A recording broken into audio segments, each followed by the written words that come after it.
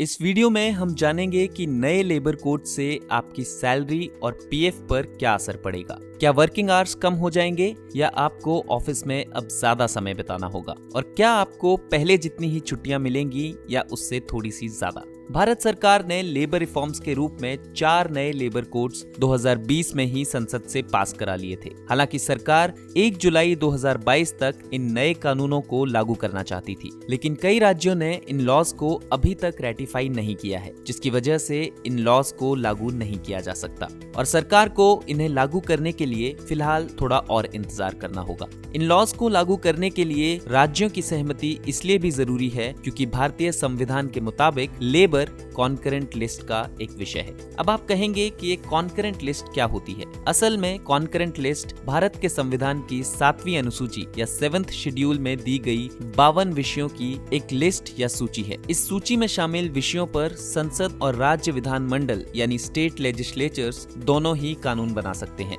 लेकिन अगर एक ही विषय से संबंधित संघ और राज्य के कानून के बीच कॉन्फ्लिक्ट होता है तो संघ द्वारा बनाया गया कानून यानी यूनियन लॉ ही माना जाएगा। ये तो बात हो गई कॉन्करेंट लिस्ट की। अब वापस मुद्दे पर आते हैं। इन नए लेबर कोड से पहले पूरे देश में 29 सेंट्रल लेबर लॉज थे, जिनके तहत एम्प्लॉयज की सैलरी, लीव्स और सेटलमेंट्स गवर्न की जाती थी। लेकिन अब ये 4 कोड्स पुराने लेबर लॉज को रिप्लेस कर देंगे।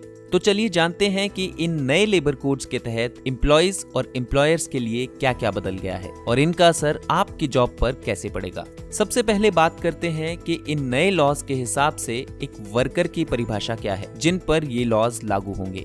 नए लेबर कोड्स के हिसाब से वर्कर्स की परिभाषा पुराने फैक्ट्रीज एक्ट की परिभाषा जैसी ही है, लेकिन इसका मतलब ये नहीं है कि केवल ब्लू कॉलर नौकरियां करने वाले जैसे कि फैक्ट्रीज में काम करने वाले श्रमिक ही इसके बेनिफिट्स उठा पाएंगे। उदाहरण के तौर पर अगर एक सॉफ्टवेयर डेवलपर एक साल में 18 लाख रुपए कमाता है और वो किसी मैनेजमेंट, एडमिनिस्ट्रेटिव या सुपरवाइजर पोस्ट पर नहीं है तो नए लॉज के अनुसार वो भी एक वर्कर माना जाएगा और इन लॉज के सारे बेनिफिट्स ले पाएगा। ये लॉज सर्विस सेक्टर के साथ साथ सारी इंडस्ट्रीज पर लागू होंगे। कोड ऑन इंडस्ट्रियल रिलेशंस के हिसाब से कोई भी बिजनेस या कंपनी जिसमें 300 या उससे ज्यादा एम्प्लॉयज काम करते हैं उन्हें नए लॉज का पालन करना होगा।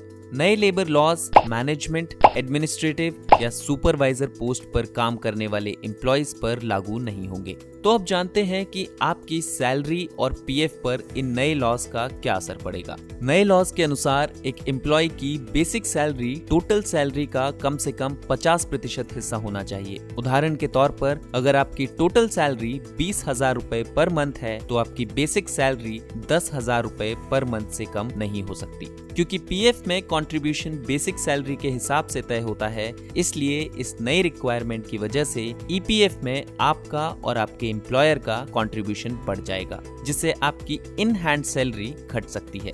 हालांकि नए ड्राफ्ट नियमों के प्रावधानों के तहत आपको रिटायरमेंट के बाद मिलने वाली रकम के साथ साथ ग्रेच्युटी की रकम में भी इजाफा होगा। ये तो बात हो गई सैलरी और पीएफ की। अब बात करते हैं कि वेजेस के सेटलमेंट को लेकर नए लेबर लॉज क्या कहते हैं। नए वेज कोड के अनुसार अगर कोई एम्प्लॉय कंपनी से रिजाइन करता है या उसको कंपनी द्वारा जॉब से निकाल दिया जाता है तो एम्प्लॉय के लास्ट वर्किंग डे से 2 दिन के अंदर कंपनी को उसके वेजेस और ड्यूज का पूरा सेटलमेंट करना होगा। वर्तमान में कंपनीज सैलरी और ड्यूज का पूरा सेटलमेंट करने में 45 से 60 दिनों का समय लेती हैं और कुछ केसेस में तो ये 90 दिनों तक खिंच जाता है। अब बात करते हैं वर्किंग आवर्स की। नए लेबर लॉज के अनुसार रोज के वर्किंग आवर्स ज्यादा से ज्यादा 12 घंटे किए जा सकते हैं और वीकली यानी एक सप्ताह में ज्यादा से ज्यादा 48 घंटे काम लिया जा सकता है। इसका मतलब ये है कि कंपनियां अपने कर्मचारियों को 8 के बजाय 12 घंटे काम करने के लिए कह सकती हैं।